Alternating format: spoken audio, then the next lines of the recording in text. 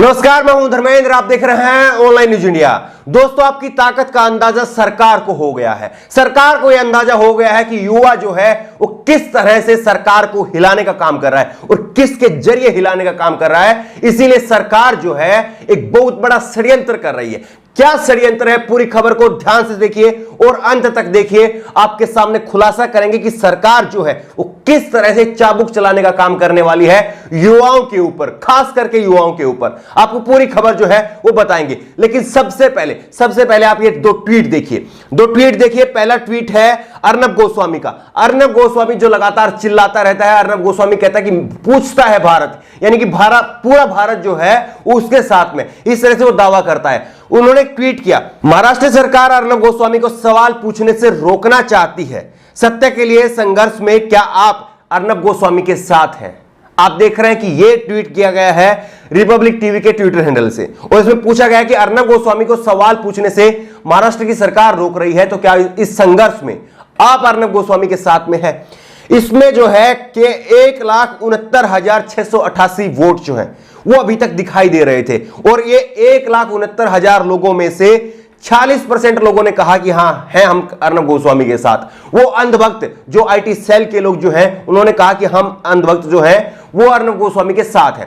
लेकिन 54% लोगों ने 54% लोगों ने कहा कि हम अर्नब गोस्वामी के साथ नहीं हैं। अर्नब गोस्वामी ने ये पोल जो है वो डिलीट कर दिया है। इस वक्त जो है वो 1,69,000 लोगों का ये ट्वीट पोल आप देख रहे हैं। उसके बाद में अर्नब गोस्वामी ये पोल जो है वो डिलीट करके भाग गया है। ये है डिजिटल मीडिया की ताकत और इसी पर सरकार जो है वो अब अंकुश लगाने वाली है। दूसरा ट्वीट देखिए, दूसरा ट्वीट है आज तक ने ये ट्वीट किया था, पोल किया था ये, और आज तक ने ये ट्वीट में पूछा, कैम्ब्रिज यूनिवर्सिटी के रिसर्च में दावा, पीएम मोदी द्वारा लगातार किए गए संवाद और जनता से की गई अपीलों के कारण ही लॉकडाउन सफल हो पाया है। आपकी राय क्या है?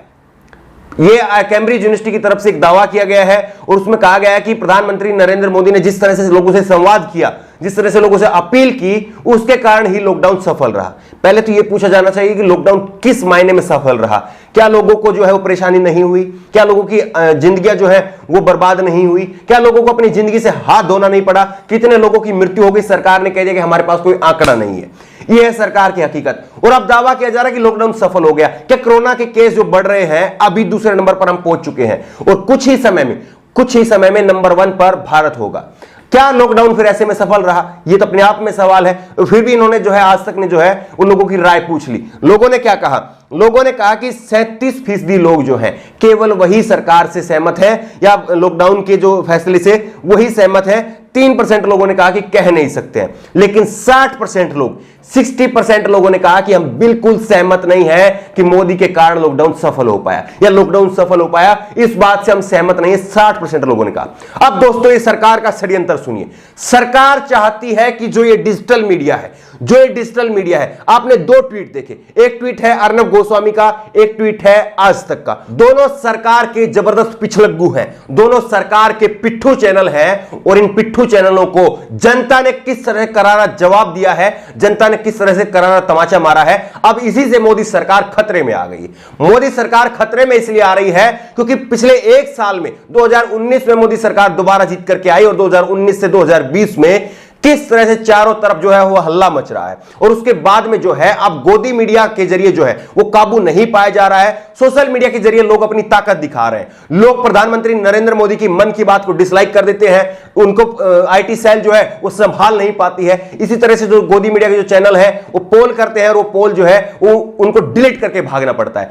ऐसे में अब सुप्रीम कोर्ट में सुनवाई हो रही थी और सुप्रीम कोर्ट में सुनवाई हो रही थी सुदर्शन न्यूज चैनल को लेकर के। सुदर्शन न्यूज चैनल ने, आपको याद होगा कि 25 अगस्त को एक प्रोमो जारी किया था और उसमें कहा था कि नौकरशाही जिहाद, यूपीएससी जिहाद, आपके जामिया के जो जिहादी हैं वो आपके डीएम कलेक्टर बनेंगे। ये प्रोमो जो है वो रिलीज किया था सुदर्शन चैनल ने, सुरेश चौहान के ने, और उसके ऊपर सुप्रीम कोर्ट ने रोक लगा दी थी। और सुप्रीम कोर्ट ने, हमने आपको पहले ही अभी खबर बताई थी कि सुप्रीम कोर्ट के 3 जजों की बेंच ने, डीवाई चंद्रचूड़ ने, इंदु मल्होत्रा ने और केएम जोसेफ ने, इन 3 जजों की बेंच ने कहा था कि अगर ये गोदी मीडिया के जो चैनल हैं अगर ये अपने आप को ठीक नहीं करते हैं, दुरुस्त नहीं करते हैं, तो हमें इसके रेगुलेट करने के लिए 5 सदस्यों की कमेटी बनानी पड़ेगी। लेकिन सरकार इसके खिलाफ खिलाफ जो है, सुप्रीम कोर्ट की इस टिप्पणी के खिलाफ और सुदर्शन चैनल के समर्थन में सरकार सुप्रीम कोर्ट में ही अड़ गई।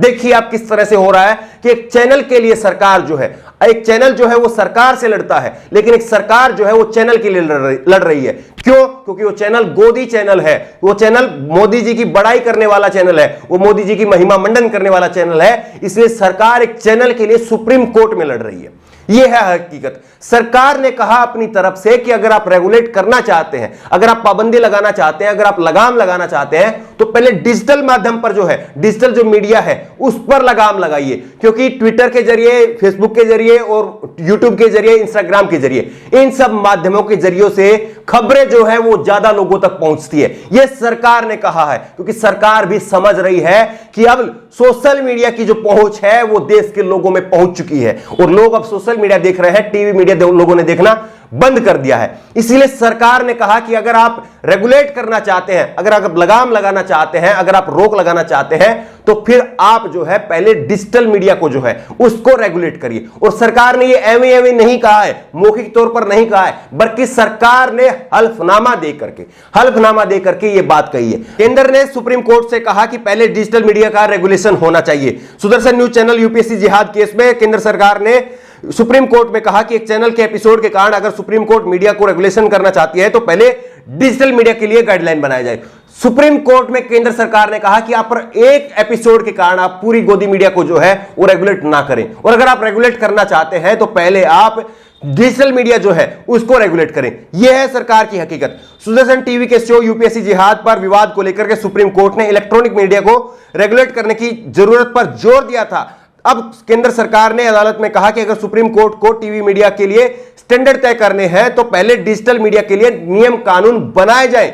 इसके पीछे सरकार ने तर्क दिया कि डिजिटल और प्रिंट के लिए तो पहले ही गाइडलाइन मौजूद है, वहीं डिजिटल मीडिया की पहुंच बहुत अधिक होती है, इसका असर भी बहुत ज्यादा होता है, इसलिए पहले डिजिटल मीडिया के लिए रेगुलेशन के लिए गाइडलाइन लाई जाए। यह केंद्र सरकार ने कहा है। आप बताइए कि केंद्र सरकार जो है वो किस तरह से सुदर्शन चैनल के पीछे खड़ी हो गई है, मजबूती के साथ में किस तरह से चैनल को बचाने के लिए पूरी सरकार जो है वो आकर के खड़ी हो गई है। और सरकार कह रही है कि टीवी के लिए और इलेक्ट्रॉनिक मीडिया के लिए और प्रिंट मीडिया के लिए पहले से ही गाइडलाइन है, इसलिए आप उनके साथ में छेड़छाड़ मत करिए। क्यों छेड़छाड़ मत करिए वो आप जानते हैं, क्योंकि प्रिंट मीडिया हो या इलेक्ट्रॉनिक मीडिया हो, चाहे अखबार हो चाहे टीवी हो, दोनों महिमा मंडन कर रहे हैं प्रधानमंत्री नरेंद्र मोदी का। ऐसे में नरेंद्र मोदी को क्या दिक्कत होगी इलेक्ट्रॉनिक मीडिया से और क्या दिक्कत होगी प्रिंट मीडिया से? अखबार और टीवी से हमें कोई दिक्कत नहीं है, वो हमारी जबरदस्त तरीके से महिमा मंडन कर रहे हैं, जबरदस्त तरीके से मोदी मोदी कर रहे हैं। आप उनके साथ में छेड़छाड़ मत करिए, उनको चलने दीजिए, वो ऐसे ही ठीक है। आप अगर कुछ रोकना चाहते हैं तो उन लोगों को रोकिए जो यूट्यूब पर आकर के हमें डिसलाइक करते हैं। आप अगर कुछ रोकना चाहते हैं तो उन लोगों को रोकिए जो आकर के हमारे पोल को जो है, जो ओपिनियन पोल हम करते हैं और उस ओपिनियन पोल में किस तरह से हमें धराशायी कर देते हैं, उनको आप रोकिए। यह सुप्रीम कोर्ट में केंद्र सरकार कह रही है। सोचिए किस तरह से जो है केंद्र सरकार की तानाशाही दिख रही है कि जहां एक तरफ गोदी मीडिया पर पूरी तरह से सरकार की लगाम है, सरकार की मुट्ठी में है गोदी मीडिया, और जो सोशल मीडिया, जो लोगों की मीडिया है, आप लोगों की मीडिया है, जो यूट्यूब चैनल है, जो फेसबुक पर आप खबरें देख रहे हैं, जो ट्विटर पर आप पोल कर रहे हैं, उनके जरिए भी अब सरकार जो है वो अंकुश लगा करके उसको भी अपनी कंट्रोल करना चाहती है, उसको भी मुट्ठी में करना चाहती है। क्योंकि सरकार को मालूम है कि यूट्यूब के जरिए लाखों लोग जो है वो एक एक खबर को देखते हैं, और सरकार इसी बात से थर्रा रही है कि अगर यही ट्रेंड चलता रहा तो आने वाले 4 साल तक जब 2024 में अगर इलेक्शन होंगे तो यकीन मानिए कि तब तक देश का माहौल कैसा होगा। एक बार जरा आप सोच करके देखिए कि पिछले 1 साल में किस तरह से डिजिटल मीडिया के माध्यम से लोगों का गुस्सा जो है वो दिख रहा है, और ऐसे में अगर 4 साल तक अगर सरकार जो है वो इसको इसी तरह से खुला रहने देती है, आजाद रहने देती है, उस पर कोई रेगुलेट नहीं किया जाता, उस पर कोई पाबंदी नहीं लगाई जाती, तो फिर ऐसे में जो ये गुस्सा है वो किस कदर बढ़ जाएगा। और गोदी मीडिया तो पिट चुकी है, लोग टीवी मीडिया को देखना छोड़ चुके हैं, और ऐसे में अगर यही डिजिटल मीडिया को सरकार जो है वो खुला छोड़ देती है तो 4 सालों में कब्र खोदने का काम जो है वो डिजिटल मीडिया कर देगी। ये सरकार को अंदाजा हो गया है। इसीलिए सरकार ने कहा है सुप्रीम कोर्ट में कि आप जो है वो रेगुलेट अगर करना चाहते हैं तो डिजिटल मीडिया को करिए, रेगुलेट इलेक्ट्रॉनिक मीडिया और प्रिंट मीडिया को मत करिए। अब सुप्रीम कोर्ट ने इस पर क्या कहा है? सुप्रीम कोर्ट ने इस पर जो कहा है वो सुनना बेहद जरूरी है। सुप्रीम कोर्ट ने इस पर कहा है कि वेबसाइट और ओनरशिप के रेगुलेशन को लेकर के जस्टिस चंद्रचूड़ ने कहा हम इस वक्त सोशल मीडिया की बात नहीं कर रहे हैं। हम मीडिया के सभी प्लेटफॉर्म को रेगुलेट नहीं कर सकते। इसका यह मतलब नहीं है कि जिसे रेगुलेट करना है उसे भी ना करें। सुप्रीम कोर्ट ने, जस्टिस चंद्रचूड़ ने बेहद शानदार जवाब दिया केंद्र सरकार को। उन्होंने कहा कि हम सोशल मीडिया की बात नहीं कर रहे हैं और हम जिस चीज को रेगुलेट करना चाहते हैं और जिस चीज को रेगुलेट कर सकते हैं, इलेक्ट्रॉनिक मीडिया और प्रिंट मीडिया को हम रेगुलेट कर सकते हैं, तो हमें उसको भी रेगुलेट ना करें। आप ये बात हमें मत सिखाइए। दोस्तों, क्या आप चाहते हैं कि डिजिटल मीडिया जो कि आपकी मीडिया है उसको रेगुलेट किया जाए, उस पर पाबंदी लगाई जाए, उस पर अंकुश लगाया जाए, उस पर लगाम लगाया जाए? या आपको लगता है कि जिस तरह से गोदी मीडिया गुलाम हो गई है, उस तरह से गुलामी से बचाने के लिए डिजिटल मीडिया को इसके समर्थन में खड़ा होना जरूरी है? और सुप्रीम कोर्ट ने जिस तरह से जो कहा है, सरकार को वो तमाचा लगाना जरूरी है। आपकी राय क्या है? नीचे कमेंट बॉक्स में अपनी राय जरूर दें। उसी तरह की तमाम खबरों के लिए ऑनलाइन न्यूज इंडिया को सब्सक्राइब करें। साथ में जो बेल आइकन बनी हुई है उस बेल आइकन को जरूर दबाएं, ताकि जैसे ही कोई वीडियो हम अपलोड करें उसकी नोटिफिकेशन आपको तुरंत मिल सके। धन्यवाद। इस खबर को अभी लाइक करें, शेयर करें और ऑनलाइन न्यूज इंडिया की सभी खबरें अपने मोबाइल फोन पर सबसे पहले देखने के लिए अभी चैनल को सब्सक्राइब करें और घंटी जरूर दबाएं।